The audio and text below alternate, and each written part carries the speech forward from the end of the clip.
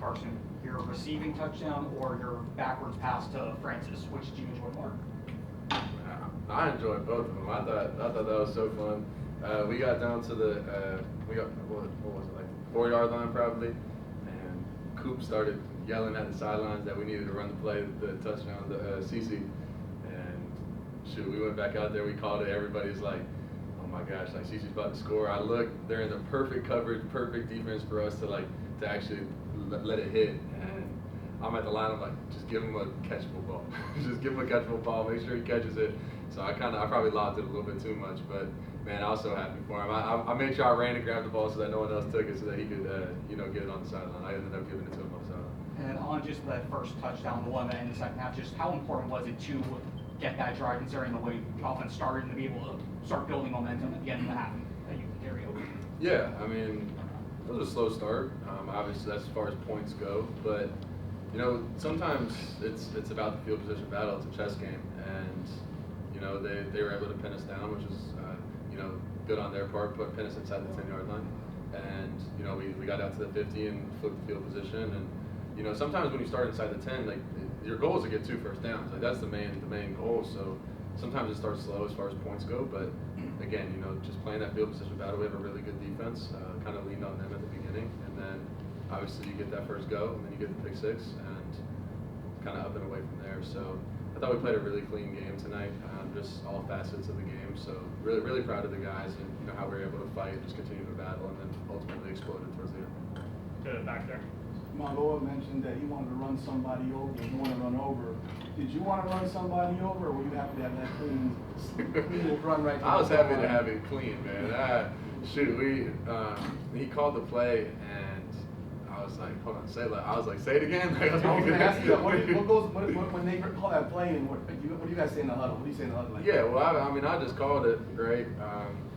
I knew that was going to be like our first play, left hash, inside the 20 that we were going to go to. So we're inside the 20. I'm waiting to hear it, and because obviously I wanted to run it.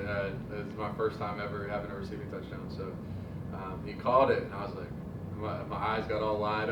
I'm calling the play, whatever, we're lining up the ball, and I'm literally just repeating it to myself in my head, like, catch the ball, catch the ball, catch the ball, catch the ball. And he when he threw it back to me, it was a little low. I was like, oh my gosh, it's going to get here. I stepped back to it, and then obviously, I got the Great Wall of China in front of me to block everybody. So, man, that was super fun, super fun. Great moment that I'll remember forever. Good at the rounds here. Carson, you put over 10,000 career yards passing today. It's a number not obviously a lot of guys have done in college football. I know the win's the big thing, but what does that number mean to you? Yeah, I mean, that's pretty cool. I didn't. That's the first time that I heard that. So I don't know, man. Obviously, it's been a long career, and shoot, there's been a lot of adversity that I've had to fight through, and a lot of great teammates and a lot of great coaches along the way. So to be able to have an achievement like that obviously means a lot to me. But again, there's a lot of help along the way. So, but super excited to hear that and have accomplished that. Adam, go ahead.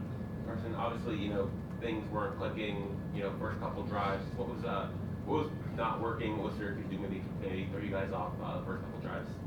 Shoot, they have athletes as well. Sometimes the defense has the same things too, and the opponent has the same things. And they honestly just play a lot of zone, kind of play back, try to take shots away from us. And shoot, coming into the game, we wanted to be aggressive and try to push the ball down the field.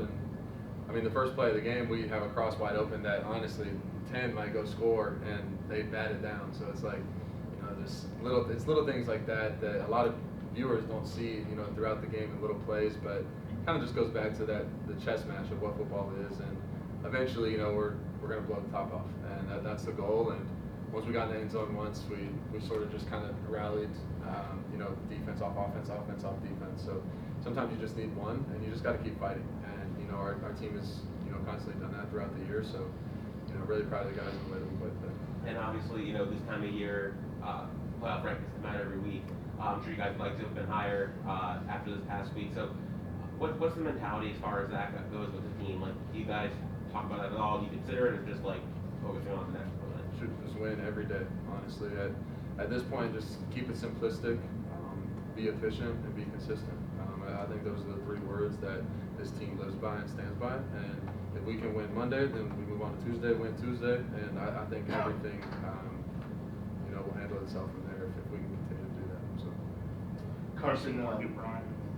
Carson, no turnovers. The pre-snap stuff was kind of not there today, so pretty clean football game from a mistake standpoint. Just how important is that to have that kind of a game in order to kind of beat any team on any given Saturday? Yeah, absolutely.